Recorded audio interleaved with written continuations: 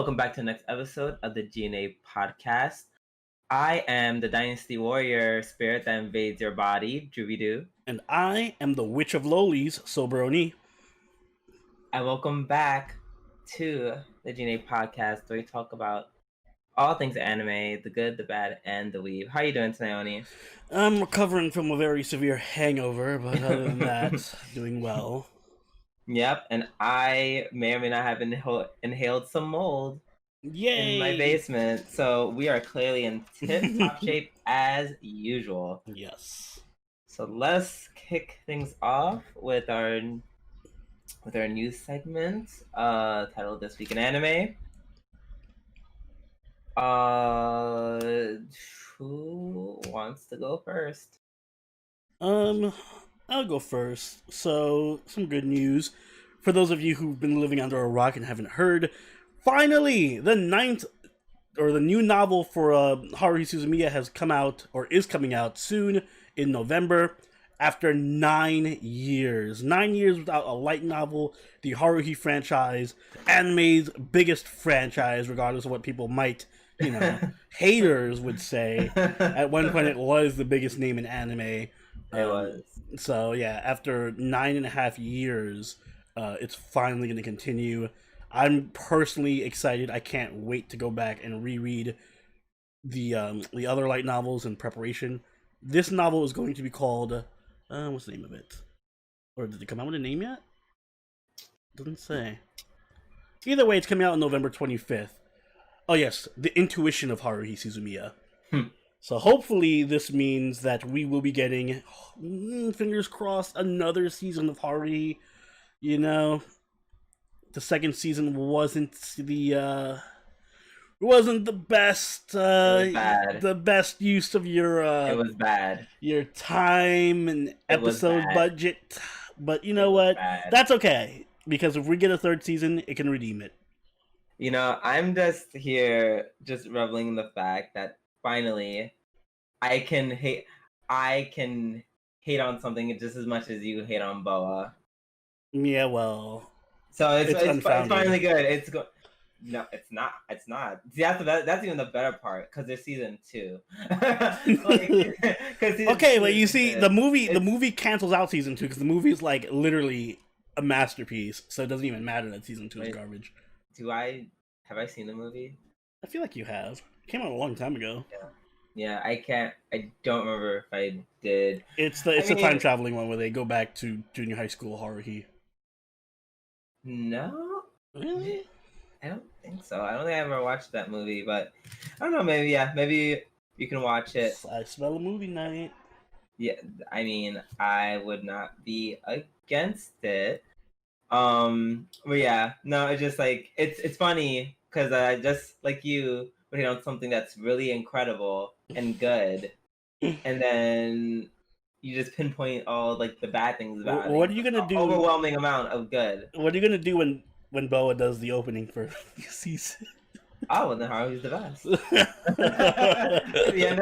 And that's the end on that. The end of that. Excuse me.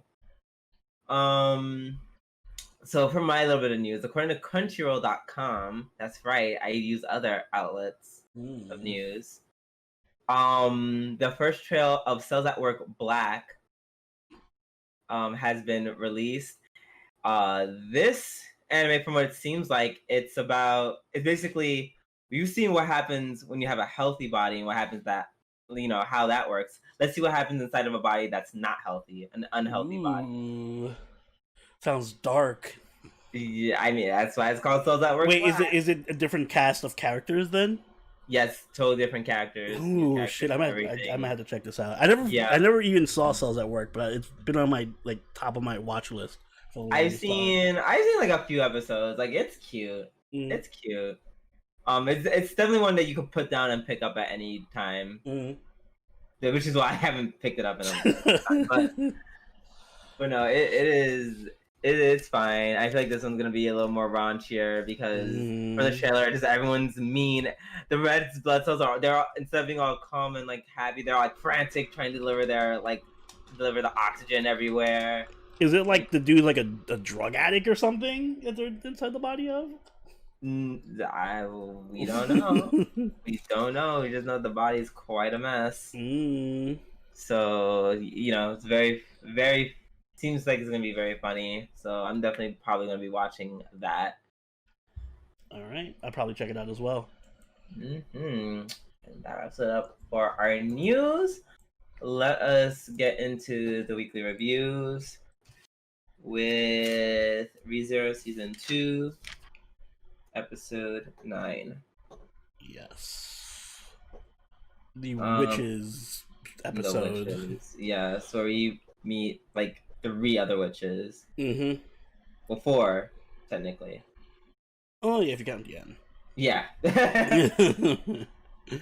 Yeah, this was great. Yeah, this is a very... I don't know. I feel like this is like the kind of exposition that I want. So... Because it's like, there's so much mystery in this world. And it wasn't just like, oh, one person talking at us. It was like, oh, you get to meet the actual witches of this world. And you get to see their personalities and... They're all interesting and fun and creative. My favorite's definitely Wrath. I don't know. I feel like she doesn't beat Echidna right out the gate, but she's like a really close second for me. I would love to see more of. I really do hope we get to see more of these witches because they're all so interesting. Like I loved all of them. They're all interesting in their own unique ways. Of course, my favorite is the final one. What was it? The Witch of Gluttony? Yeah. Yeah. Exactly what I said. Exactly what I was telling you in the chat when we were watching it. We were like, keep it in your pants. I don't know what kind of weird S&M lolly situation was happening. Yeah, listen, if you want me to like a character, just make him an S&M lolly, and we're fine. Basically 10 out of 10 character design. Jesus, I mean the design was pretty good, but my lord. It's funny because there's like a couple of shows this week that had like exposition dump episodes, and this is one of the ones that did it very, very well because, in my opinion, if you're going to do exposition dumps, you have to do things to change it up. Like, they didn't just have Echidna doing the thing for 30 minutes. They changed to other characters. They had good banter with each other. There was stuff happening in the background, in the foreground. Like, it felt, even though it was just an episode that was 20 minutes of just them sitting down talking, it felt like there was action and stuff going on. So it was easy to get involved in it. Agreed. And also, sometimes I really just don't feel bad for Subaru. There are times where I feel bad for him, and then times like this episode where I don't. Echidna literally said, "Hey, don't really look at them for too long or touch them." First switch, what does he do? Grabs the hand and even after he gets shattered into pieces, notice how the one eye is still looking at her. I'm like, you're gonna shattered something in pieces, and you're just looking at her. I'm like, yeah, you deserve to. Yeah, kind of fucked up there a bit. Can we just like, it's bothering me now. Garfield is bothering me. I hate how inconsistent this character is. I really, really do. I just want to acknowledge that Garfield is a piece of shit and just has whatever character is convenient for the purposes of whatever part of the plot they're on. I mean, yeah, it's fair that you hate him for the way he just massacred a bunch of innocent people for no reason, just because he was the big mad. How, as long as we're not comparing him to Otto, I want that to die. I felt like I was on Otto's side well before Otto was like a good quote unquote, oh, he's the bro now. I always felt he was super justified in killing Subaru 1,000,000%. And you always feel everyone is justified in killing Subaru, so no, not everyone. Garfield. Well, if Garfield did kill him, I would have been like, that's not cool, Garfield. Why'd you kill Subaru? Like, no, I don't feel that way. I just Otto was fighting for his life. And the worst problem is he probably still died. Probably. Bad. We did also get a major confirmation. I mean, we suspected. We already knew. Yeah, but they just flat out were like reconfirmed it. The what's his Rosewall. name? Yeah, Rosewall. I keep calling him Clown Boy. Rosewall knows about Subaru's difference. And then it was funny. One of the friends who was watching it, he was like, "Hey, here's a hint. Rosewall. Let's just say Rosewall knows a lot more." And we're like, "Dude, we know." We're like, "We really know. They really couldn't make it any more obvious. Like, it's like they took our friend's voice and could just said that and superimpose that over any of the audio, and it would have the same effect." Yeah. Also, this episode had no Amelia, so 10 out of 10 already. Oh, absolutely. I hope it keeps it up. Even though this arc is kind of dragging on for a little bit. It's only like 9 episodes. That. I do that. I mean, it's gonna end anyway, so I'm enjoying it so far, so I'm fine with it. Yeah, this is the. Does this only have 13 episodes, or is it actual full? Oh my god, it's only 13 episodes. Yeah, I'm like, you're like, this arc dragging on. I thought it was 24 episodes. This is the only arc, sir. Oh wow! Wait, we waited all these years for the second season of ReZero, and it's only 13. It must be a split core. There must be another season coming out next, like January or something. It can't just be 13 episodes. I hope so. All Certainly. Right. So, well, up next we have Oregairu Season 3, Episode 9. Yes. This episode actually made me dislike Hachiman, like, a lot. Why? Because it's just pain. This whole episode is just pain for me. Like, it was just so painful for him to just deny Yui. Yeah, like it literally felt like the Bible story of Peter denying Jesus 3 times, and then the chicken crows or whatever. Oh my god, the part where her mom was just like trying to get him to say love or whatever, like gotta cook with love, and then he's like, "Oh, I don't know what you're talking about." Like he was like, I forgot what he said, like servitude or something. It was like devotion or something. Devotion. I was like, I just want to beat you up. I just want to really just kick your ass. Like, I know I've had this feeling towards him before. Why is he so like against Yui, like accepting Yui's feeling? Was it the whole first season? I feel like the first season is a completely different anime that I've watched compared to the second and third season, because none of the characters, it's like that season didn't even happen. Oh my god, it drives me insane. Yeah. Oh, now speaking of anime characters that you were fine with not being in this episode. Really cool that Yukino wasn't in it. Yeah, I can't wait for Yukino to not get any more screen time and then suddenly win at the end, because it feels so satisfying when a character gets like negative screen time. This is my problem though. Like, you see how hard you're like ham-fisting Yui? Like, Yui is gonna be love Yui, she's great, love Yui. Oh, I'm sorry, Yukino won, even though she had no screen time and didn't develop her character at all, because whatever. Like, it hurts. Her character. My point is, her character has nothing to do with like romance. Exactly. It has nothing to do. There's literally, I don't feel any romantic tension between Yukino and Hachiman. Like, sometimes a little bit, but it's clear that Yui has the better chemistry with him. Yes, and I don't know why they even made it so that like he's trying to deny it, and I'm just like, what? It's so like forced. I'm like, oh, come on. If you're gonna do this, at least give Yukino like some form of a fighting, like something for me to cling on to be like, well, yeah, Yui has better chemistry, but Yukino has ... I don't know what Yukino has, because she hasn't really done anything romantic with Yukino has mother and sister issues that will somehow just magically be solved by hooking up with Hachiman. I'm sure. Well, hating Hachiman aside, and you know what it hurt? It hurt me even like and it's like, I hate that they know what they're doing. I'm sorry, I was gonna move on from this. I hate that they know what they're doing, but it's like, it's not good. Yeah. This isn't good. It's like, I know, like, you guys literally know what you're doing because of definitely, and it's all but confirmed. Even when, like, the blonde girl is like, I forget what her name is, the blonde friend of Yui is like, Yeah. hey, stop fucking around and do whatever it is you're gonna do. Mm-hmm.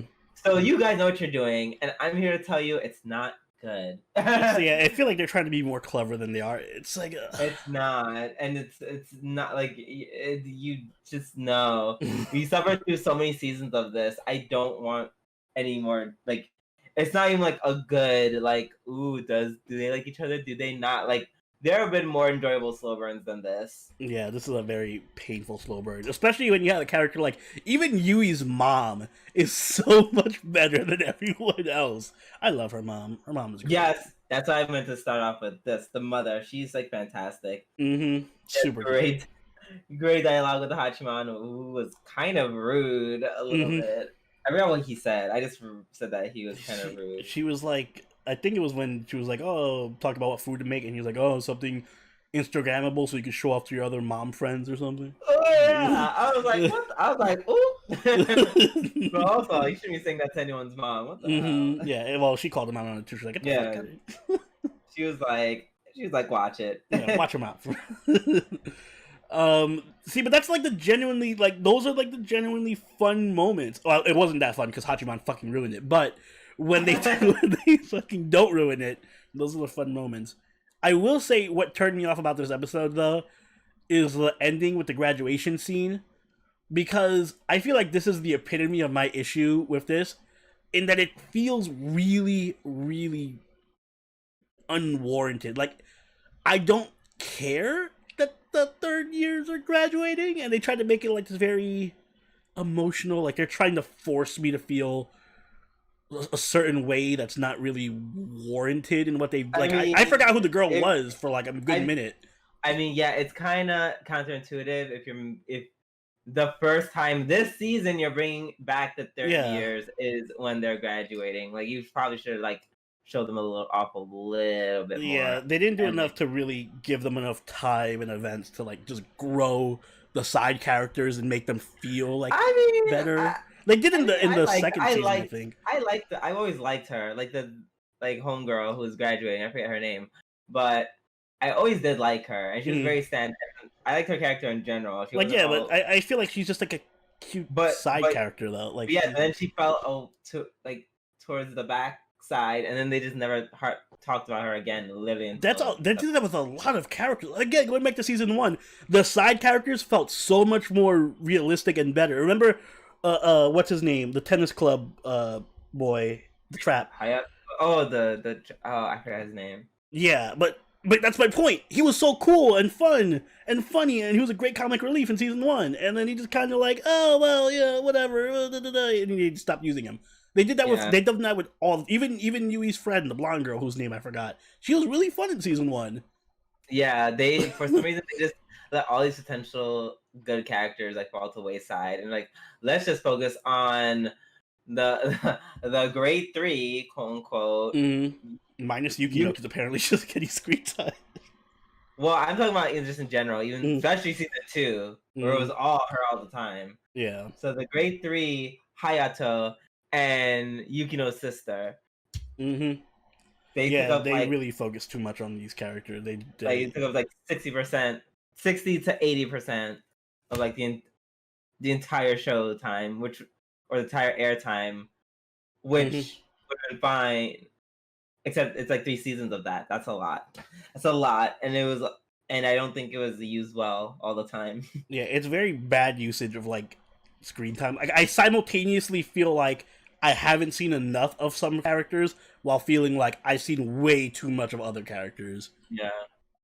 So yeah, it hurts. Like with Hayato, it was like, we get it. Like, it's not. It reminds me a lot of Yuki in some ways. Like that whole, oh my god, the grass isn't. Everyone thinks I'm great, but like in reality, I'm not perfect. And I'm like, all right, oh my god, he's a lot like Yuki. Now that you mention it, exactly. It's just like y'all are doing the most, and it's just like, I don't know. You could have, but then they kind of finished with him, and then he's gone forever. It's like they use these characters and they toss them away. Yeah.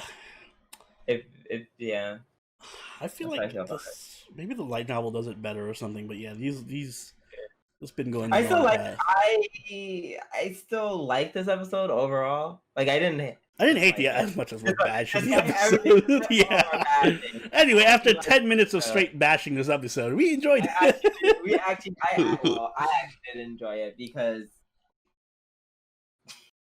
Yukino wasn't in it. But I enjoyed the Yui's mom parts and the parts with Yui.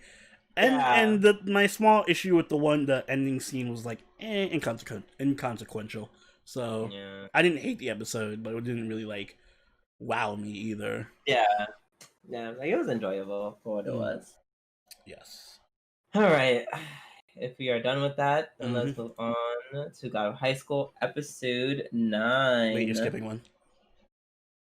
Fire Force Season 2, Episode 10. Yes. So I was wrong. I thought this was going to be a very action-based episode. Yeah, and instead they said no action, but we're giving you something different. I wasn't a fan of this episode, though. Really? Yeah. See, this was what I was talking about with ReZero. I thought that this was a very exposition-heavy episode, but I didn't like the way it delivered its exposition. I mean, it wasn't.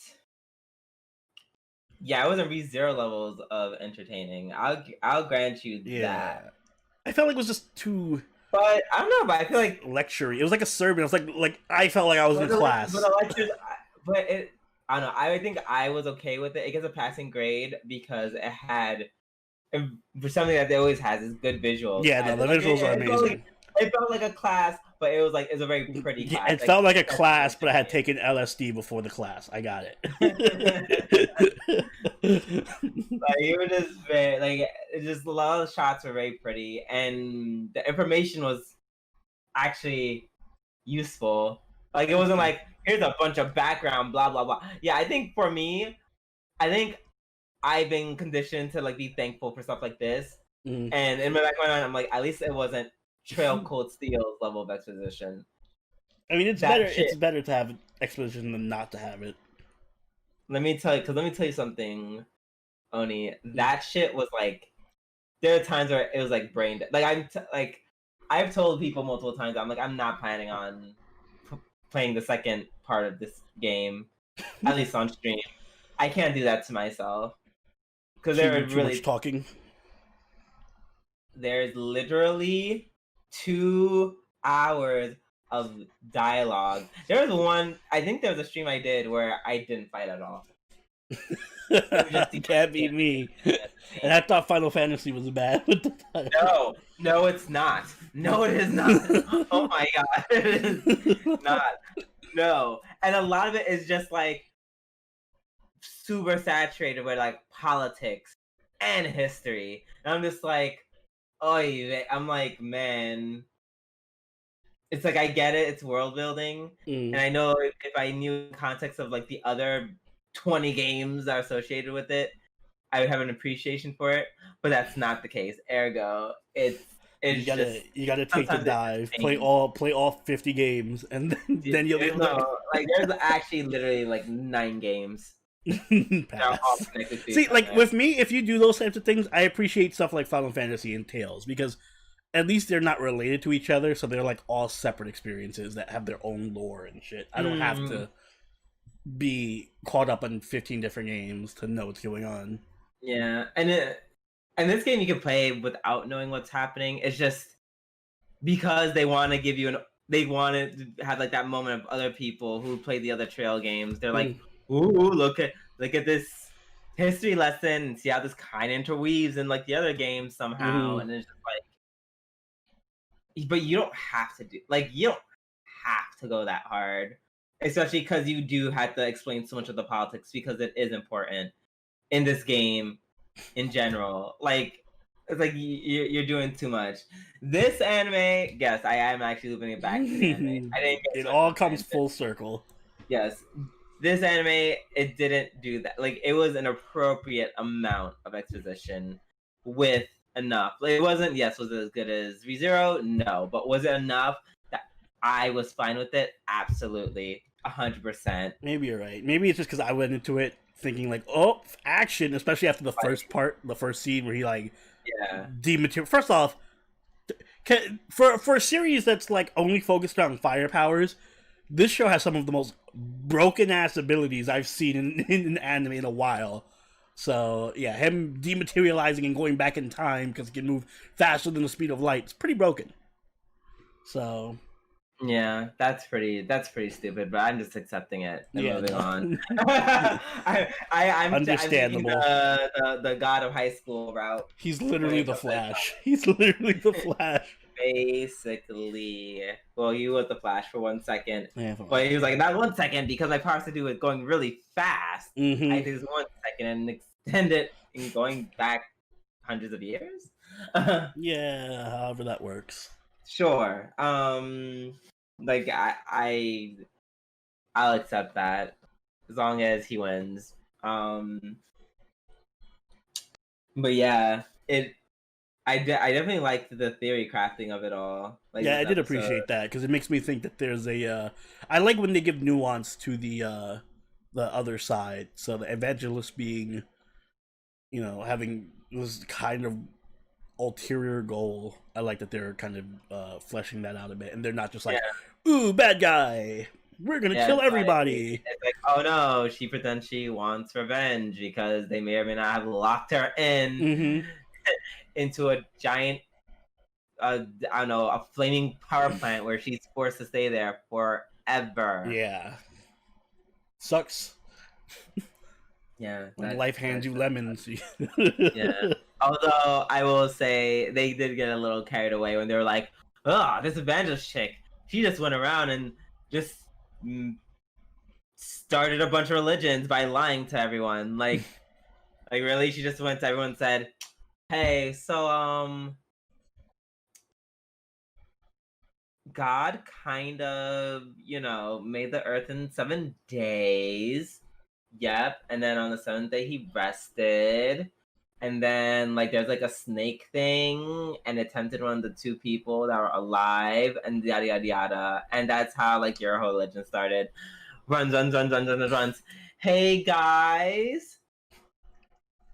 So, there's this guy named Zeus, and I don't know about Greek mythology. Wow, so, like, I was gonna call you out on it until like Zeus is.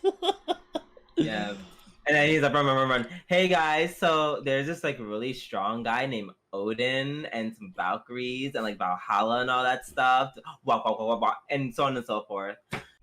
Yeah, I don't think that happened. I don't think that happened. And if that did happen, that's very stupid. Yeah, that's a bit much. That's a bit much. So, yeah, other than that, it was I do appreciate the information because at least it was constructive and it helps with the theory crafting. It wasn't just like superfluous garbage. Yeah, good episode overall. You ready to move on? Yep. Yes, let's move on to the God of High School, episode 9. My episode of the week. It has fucking Lou Boo, Drew. Had Lou fucking Boo. You can't not. That's fair enough. Yeah, you really love that shit.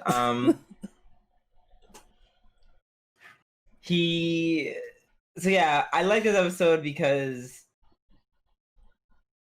very much like last week's episode, it's starting to paint Jin in more of a serious light. Where he has like actual stakes and he's not just like kind of like, oh, I'm Goku, I like to fight. Ugh.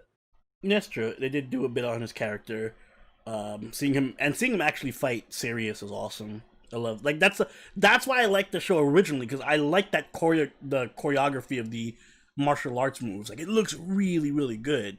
when they actually use martial arts and they're not like spamming their fucking stands at each other. Yeah, like I'm fine. Like I'm fine with Mira's stand because ultimately it's her still fighting. Yeah, and also it's Lubu, so I'm fine with that.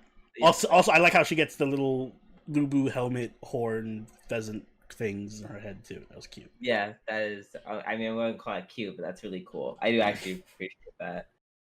And yeah, and then just Jin, like being the shit. I love that whole duel thing where they shows him basically just giving both of them the smoke on split screen.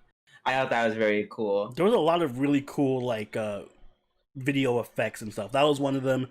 There was a few others if I can remember them. Also, I really liked how they all had their own individual fights in an episode. Like Mira was doing her fight in the ring. Danwei was fighting in the bathroom against martial arts girl, Kill Bill girl, and and then Jin had his fight. Like I really like how they just like multi-fight across the whole episode. It was really awesome. Agreed. And I'm just like in general, now that I've accepted that this show's just silly, I know this is gonna sound like a bad comparison, but I don't mean it in a bad way. It feels like Gin no Guardian, but good. Because shit is just happening. Yeah, like shit is just happening that vaguely kind of makes sense, but it's happening in such an amazing hype way. Like, did they ever mention that Mira's sword can fucking transform into a literal sword and also like teleport, like force push back to the user of the sword?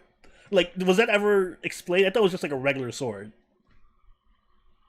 Oh, well, she didn't unlock the power. Yeah, but was this power ever hinted at? This feels like it was just randomly thrown in this episode.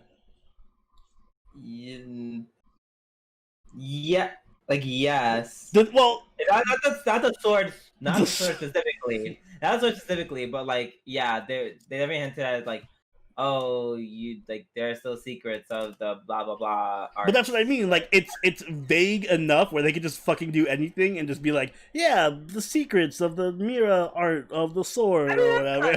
That's a fair thing to do. It's some. But I like it though, because yeah, it's fun. So yeah, I like when I'm watching an episode and just randomly Mira can now suddenly pull the sword, like the sword is magical now. And she can transform into Lubu. I didn't expect that. Yeah, that yeah. Although that's pretty cool though. It is cool. I'm curious to see what their other stands are going to be. Hope they're as fun. Me too. Is that all I have to say about it? I mean, plot wise. Yeah, it was pretty straightforward. Yeah, they got the dudes or whatever. Also, the oily black guy was creepy. I didn't like him. Yeah, that's fair. He looked very One Piece-esque to me. His character design, not in a cute way. No, not at all. I'm like, I am team. I'm rooting for everyone black, but yeah, again, I'm at to revoke his black card. Also, because that's actually not him. Yeah, that too. Maybe he's a good guy. He's not as significantly creepy as he was being portrayed as. It unfortunately doesn't matter because he's dead. Oh, well.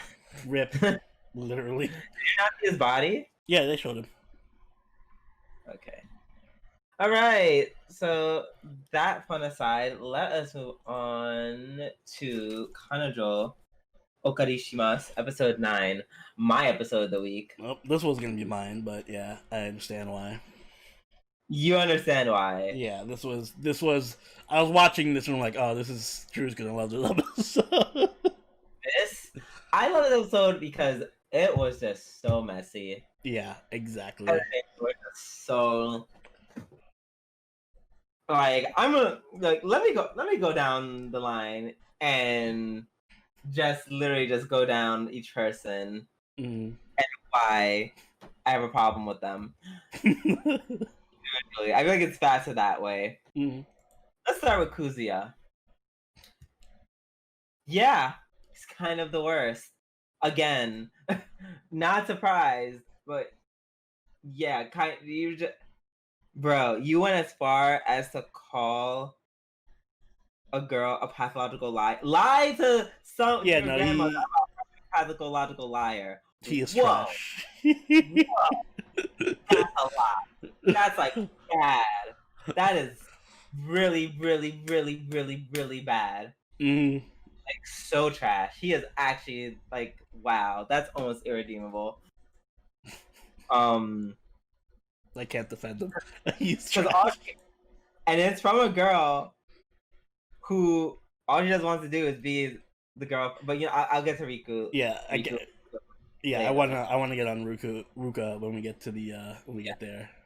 Yeah. So I'm just like, you're really trash, and you're just making everyone follow along in this. Like ladies.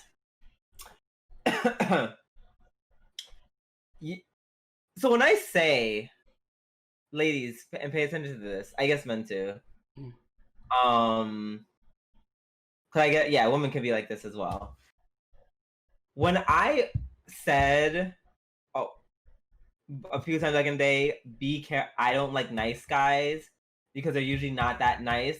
This is what I'm talking about. He is the epitome of everything, literally of every way a quote unquote nice guy who seems beta and seems like he can't do any wrong or can't do too much harm or who's harmless. Everything that Kazuya has done, or every bad thing I've seen someone who's will use label themselves the nice guy, perfectly encapsulated into this one character. Perfectly. He is just gross and enough in every way, but because he's just like, oh my god, sumimasen, like you think that he's not like a threat or bad or it's whatever. Do not fall for it. This is just, he is just really fucked up. He deserves mommy. And yeah, he deserves mommy, and he is every bit as manipulative as she is. He kind of is. Yeah. Every bit as manipulative as she is. Like, they're actually quite equal in character. He just has like the whole when simp me, I'm so sad, I'm a virgin, blah blah blah. People will overlook that. Don't let it happen to you guys. Do not. Do not let this happen. This whole anime is just a warning. I literally wish I could show this. This is like School Days. Yes, I literally was comparing him to Makoto. I'm like, and I was like, I think I'd actually would prefer if my ex just cheated on me over this, because like, is that? I mean, yes and no, because they're both obviously terrible things, but at least this is like. There's just like a borderline, just like a disrespect that he just shows, and it's a clear manipulation of just everything and everyone, and it's just like, at least with cheating, it's so straightforward. Like it's like, oh, you just like did something that you're just not supposed to do in a relationship. Like, is it disrespect because you're sleeping with someone else? The end. This is like, there's layers of how messed up the things that he is doing to these women, except for mommy, because mommy's trash. Yeah, it's funny. Like, every time I see him, it's funny because I think we hate him for different reasons. Like, you're hating him because he's trash and like really manipulative. Which, by the way, general rule: if you ever are with someone because and one of the main reasons you're with them is because you feel sorry for them, might be a good idea to not be with that person. Because that's how things like with Kazuya happen. ... So, that aside, the reason I hate Kazuya is because he's a fucking idiot. And because... Yeah, and because he just, like, is so... Like, he causes his own problems over and over and over again, and it drives me insane. That's how toxic people were. Yeah, like, and that's why I want to call Ruka. Ruka actually, for as intrusive. Wait, no, because you're gonna get. I have to get to Ruka. Okay. I just want to say Kazuya's trash. There you go. Don't worry, we'll get some Ruka praise up in here very soon. But I mean, fuck it, we can do it now. That's a great segue. Yes, as you actually continue what you're saying. Okay, so as like semi-annoying as Ruka is with how clingy she is, she actually spoke so much fucking sense in this episode where she's like, your relationship is so fucking unsustainable. What are you guys doing? Are you both insane? Just be honest. Yeah, no, Ruka is a saint. This is not ideal. This doesn't make any, like, what you guys are doing doesn't make any sense. And she's like, hi, I'm here literally telling them that I am your girlfriend, and you're still insisting upon just not coming clean. Yeah, she gave him an out, and he didn't even take it. I mean, yes, did she not do it she's doing like the worst way possible by just coming up and saying I'm the girlfriend? Yes. But the way it's like he also then decided to just, I'm going to handle this plot twist the worst way possible, which still defeats the purpose. And literally, if she wasn't Yandere, who kind of manipulated him into all this to begin with, she would be like my favorite character right now that I'm rooting for. I'm just mad that Kazuya isn't like giving her, like, is there a reason why he doesn't want to date her? Is he just because she's too clingy and he likes Mizuhara? No, he just likes Mizuhara. Give her a chance, bro. Just give her a chance. That's my other issue with him. It's just like he wants me to pity him and be like, oh, I have all these problems, my life sucks. But then Ruka's like right there, bro. Ruka is right there. You can literally just tell. He could have right before told grandma, hey grandma, I broke up with so and so. Like he could have even lied and said like a week or so ago, I'm now dating this girl named Ruka. The end. Perfect ending. And he actually is. And then you can actually date her because she wants to date him. And there you go. Perfect. Exactly. If that doesn't work out. End of the series. Exactly. So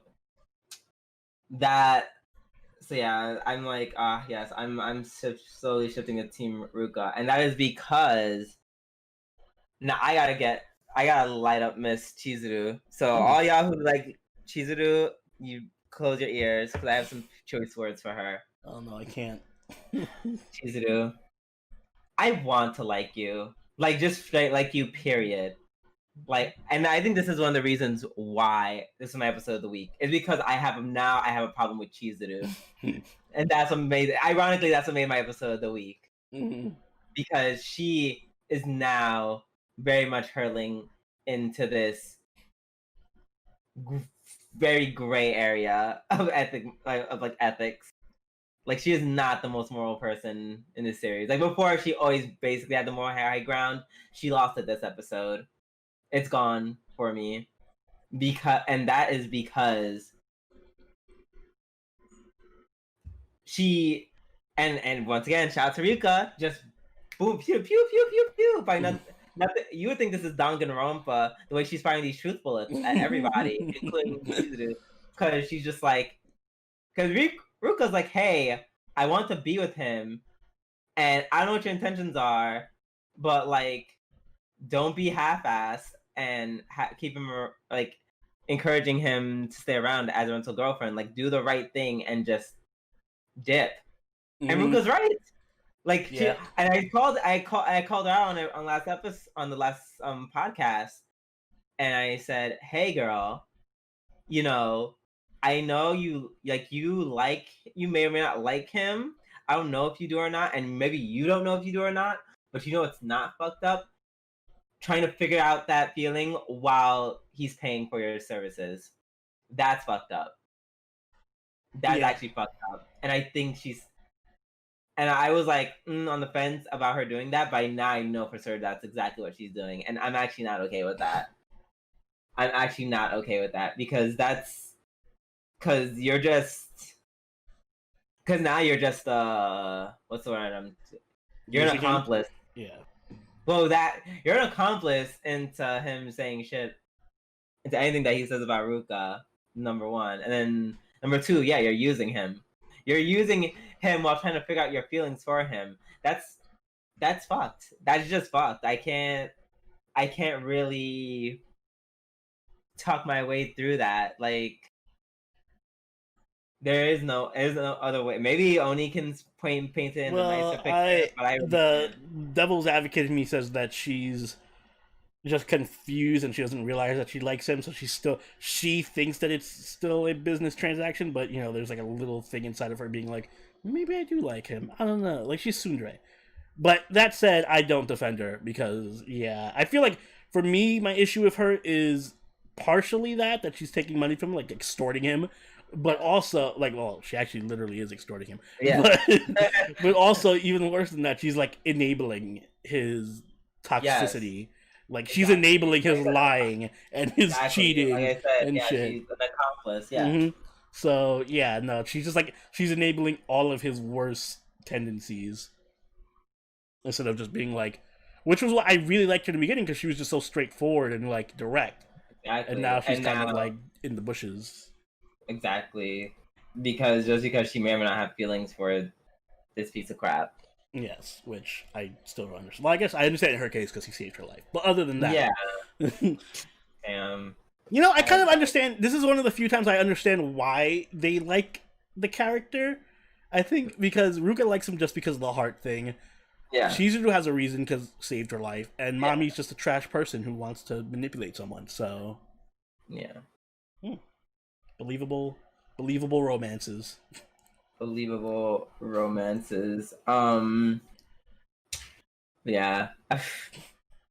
Yo, but yeah, Ruka is wild though. Like, bring him to a love hotel. That was a lot. That was a bit much. And that's what I'm thinking. And then like go back to Ruka. It's like, damn Ruka, I still want to root for you, make you my favorite.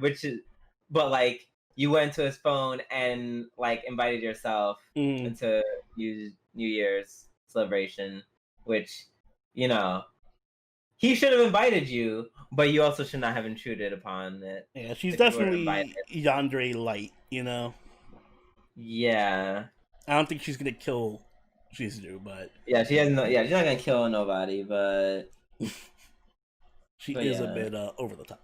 Yeah, but that's basically, like I said, why I love this episode, because everyone was just so great. Like, everyone, like, no one was like the perfect, like, oh my god, I did the right thing. Like, no, they all had moments where I'm just like, oh, yeah, you're not your best version of yourself right now. Yikes. And you see, I like messy shows like this because it's messy, but it's still fun, and it doesn't make me want to kill myself. So, thank you, Kuzuno Honkai. Yes. And speaking of shows that don't make you want to kill yourself, let's move on to, where are my notes for this? Uzaki-chan episode 9. Uzaki-chan wa Asobitai.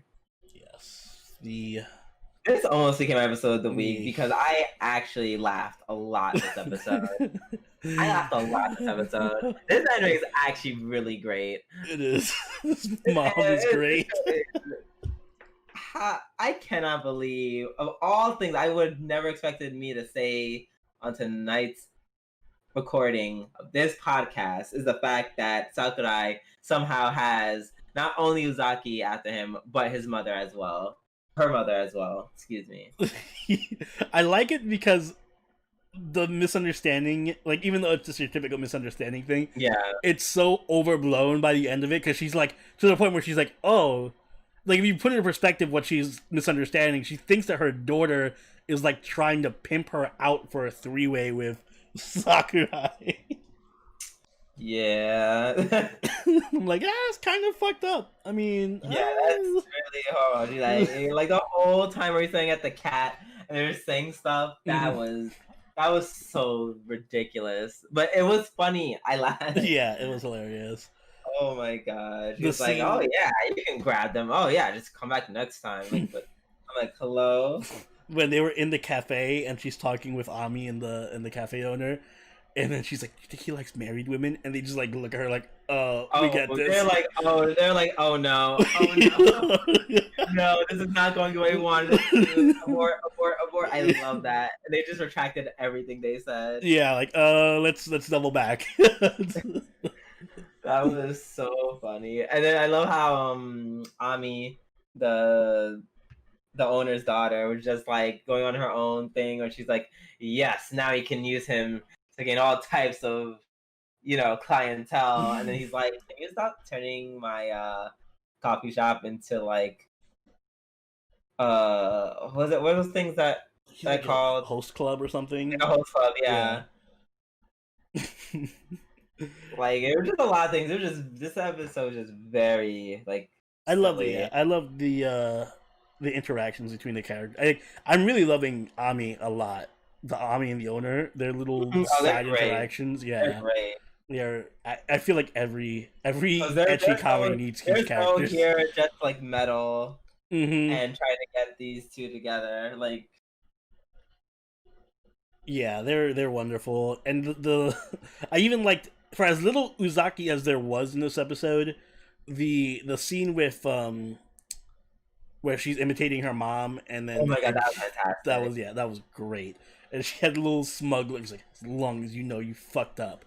Oh my god, that's so me. I was like, oh, I'm like, damn. Next time Uzaki-chan just at me. Yeah.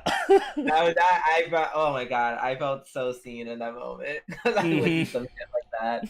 I would be that petty. She was so petty, and I'm here for it. Yeah, her pettiness is a wonder on its own. There was like a shit ton of Conan at the end of the episode, though, which kind of was so hilarious. That is so random. Like, what? I'm like, oop, I guess I know how this episode got funded. They got the Conan money. Mm-hmm. They were like, just put Conan everywhere in all the fucking scenes. All the placement, all the Conan placement, indeed. Yeah. So, yeah, this was a very fun episode. I'm glad. I'm glad that we have this show this season to like levy the mood and make it fun and enjoyable. I need it after Oregairu. Indeed, definitely. This is definitely an anime that you just chill and laugh, and it's good. It's really good. It is. All right. Speaking of. Speaking of it, nice and light. Let's move on to Fruits Basket 2, episode 22. I don't know, we both like took that pause. Yeah, I forgot this was next. I was just like, But this episode still makes me happy. Do you know why? Why? Because they officially push the Toru Kyo ship. Mm-hmm. Like that's it from now on, and I'm so elated about that. Yeah, there's no competition. It's just Toru and Kyo. Yeah, Yuki was like, I just want her to be my mom, and I'm like, sure, okay, whatever your thing is. Kyo, as long as it means you don't get in Kyo's way, great. And even more so, he like kind of was trying to help in his very incorrect way. Mm-hmm. The scene where they where Kyo was hiding away her notebook and Toru was trying to get it back. Like they have all these little cute, adorable interactions with each other that feel so organic and fun. I love it. Like they really get portrayed as a very fun, relatable couple. Yeah, they're so cute. It's fantastic. I almost have no words on how much it fills my heart up watching them too. So can we just? I think it's pretty obvious, but like, there's gonna be a third season, isn't there? Yeah, I think it has to be because there's 2 episodes or 3 episodes left. There's nothing that can like this is just going to be the play. Like the season's gonna end while they're doing the play. Yeah. So I don't see how this whole Akiko arc. I'd be shocked if they tried to wrap it up in literally like. Yeah, I can't see how that. They would have to do like the next episode's the play, and then like 2 episodes for Akito's finale. But I feel like that's way too rushed. Yeah. So yeah, I really feel like this is probably going to be a third season. Mm-hmm. Agreed, 100%. Which I'm here for. This season 2 has been so much better than season 1 in my opinion. Oh, I think season 1 we had to walk just so season 2 could fly. Yeah, season 1 was all the setup. Season 2 yeah. Off. Season 2 is like, all right, now you know everything. Let's just. Mm-hmm. Yeah, season 1 had all these random like hit or miss episodes, and season 2 just kind of has been just a steady stream of like good. There's like maybe 1 or 2 weak episodes, but other than that, it's been hitting out of the park the whole time. Yeah, like yeah, season 1 was very hit or miss, and then this season 2, it just really was that bitch, really solid. I don't think I have much to say about this episode. It was just a lot of Kyo. Ayame in 5 seconds of involvement was great. He just came in, they had like BL moment. He's like, "I'm going to penetrate your defenses" or something like that, and I'm just like, "Oh, you're so stupid."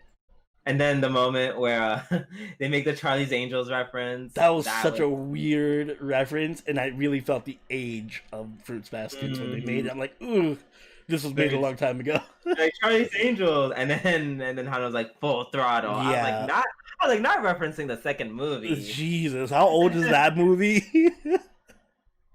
Oh man, that was great. That was great, but it was also super dated. Yes, that is. All the Zoomers are not going to get the reference.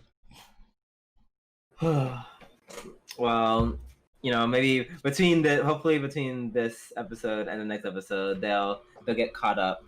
Yeah, go watch all the Charlie's Angels movies. They're to die for.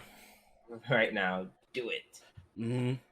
All right, and last but not least, we have Aru Railgun T, episode 22. Yes, this was also a very good episode. I really am going to go watch that Accelerator anime now if I get to see more of these girls. Yeah, I agree, because I feel like they're not going to be around for much longer. What? I mean, after that whole Frenda incident with the last, I feel like everyone's just going to die. Yeah. I like one of them is literally just straight out of Read or Die. Like, she just has the paper manipulation powers. Yeah, and she's my favorite too. Yeah, she's mine too. Because it's not even just like, oh, like, it's weird. It's so funny how they made it. It was clearly like inspired by Read or Die, but it was still different from Read or Die in the sense like her power was different than all the other Read or Die characters. Like hers was like, well, I feel like they took Read or Die and they just ran with it. Like they're like, let's give her super mega paper so it can turn to like flail, like the ends of a flail, like the flail ball thing, or turn into a Gundam, like literal bunny Gundam. Meanwhile, Read or Die is literally just like, this one girl just likes making her paper sharp. This one girl just likes, likes doing archery with her paper. And this one girl makes her paper into familiars. Now we took it to the next level with Railgun. Which I'm happy with. And it was like colored paper, so she had a whole outfit. A whole outfit made out of paper. I was like, I stand. Yeah, actually, I'm surprised by how much I like this little group. Did they give themselves a name? I like how they were musing about it in the beginning, like, we need a fucking name, because everyone has one. Like item or school. How about hyena? And I'm so glad they refused. The other girl was like, no, I was waiting for them, she's like, let's call ourselves Pen and Paper. Like, why is this cyborg so OP? Yeah, she kind of really fucked them up. Like, I guess the technology to make sure that she doesn't die is like, which makes sense. It's really powerful because it kind of has to be powerful. Because for some reason, this soul is like, I'm a soul, but when I'm released, I can potentially take over everything and just kill everything, which is going to happen, by the way. She's definitely going to, like, the host is going to be destroyed, and her soul is just going to go into everything and fuck everything up. Probably. Yeah, that's definitely what's going to happen. So yeah, but in order to stop that, that's why I had to make it so hard for her to like be destroyed, because and that's actually fair considering how everything works in this damn city. That's true. There's multiple people just with powers trying to destroy everything all the time. It makes sense. But yeah, damn, the way she was just like trying to break these wrists crack. Yeah, that hurt me. That really hurt me. Why do people have such a high level of pain tolerance? Like, that girl literally got her, like, bone in her fucking wrist snapped almost out of her elbow. And then, like, 2 scenes later, she's like, my arm hurts. And the other girl's like, I'll give you some painkillers. I'm like, I feel like I'd be on the floor crying my eyes out, and I'd probably pass out from the pain. I mean, well, they're like, I don't know, some kind of special ops. We don't know what these girls are going through. I know that they're still middle school girls. Literally, Brenda got shot like a billion times, and yeah, well, got a piece of her ear blown off, and we're just like, oh, no problem, all good. She's here like 50 Cent, like. Yeah, fuck their powers. These girls are legit superhuman. 50 Cent light. Mm-hmm. Yeah, no, they're all superhuman. They have no tolerance for pain. None whatsoever. But it did make for very fun fight scenes. Yeah, it did. I did also enjoy the other girl who has the coefficient of friction powers. Which, by the way, they use the same power in the same it almost makes me wonder if she was the same character who used it and we just didn't know. In what? Like the be able to like manipulate the coefficient of friction. Mm-hmm. That's not the first time they used that power. It isn't, right? I feel like I heard it before. They used it during the school festival. Someone used it during the school festival. Oh yeah, you're right. I could have cheat. I could have sworn there was a guy though. That was the thing. Maybe. Yeah, I don't think I've seen her before.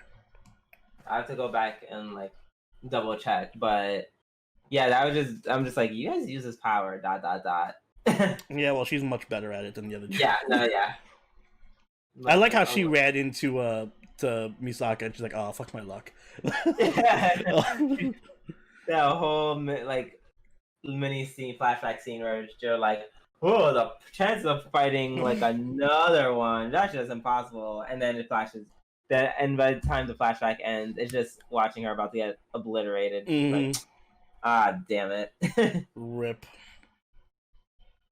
Yeah, no, this was a fun little episode. I had good action. I like the new characters, and I think the villain is pretty fun to watch. So, has everything I need in a good arc.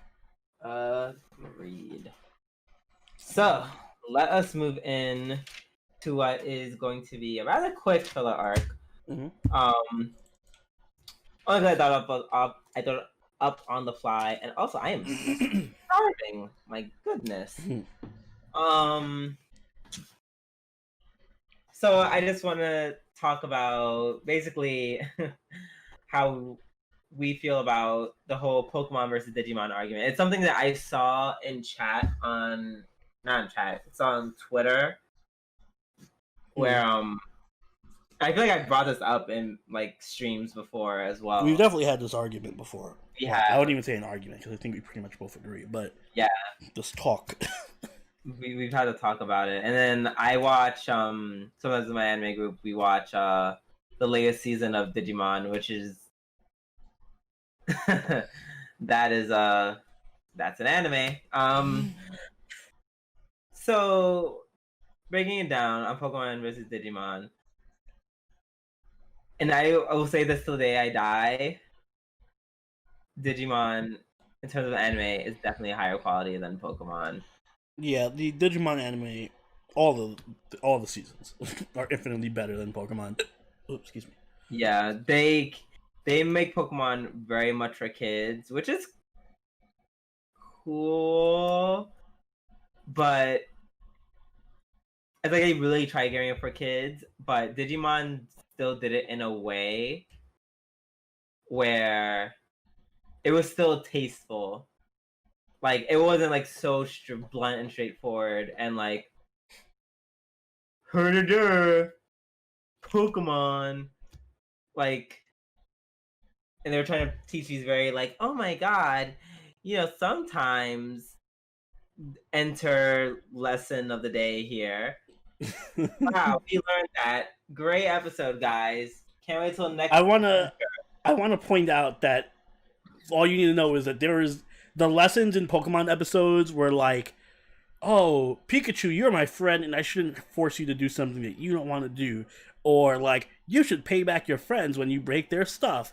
The lessons in Digimon were literally how you need to cope with PTSD after losing someone you love, and how genocide and fascistic dictatorships are wrong.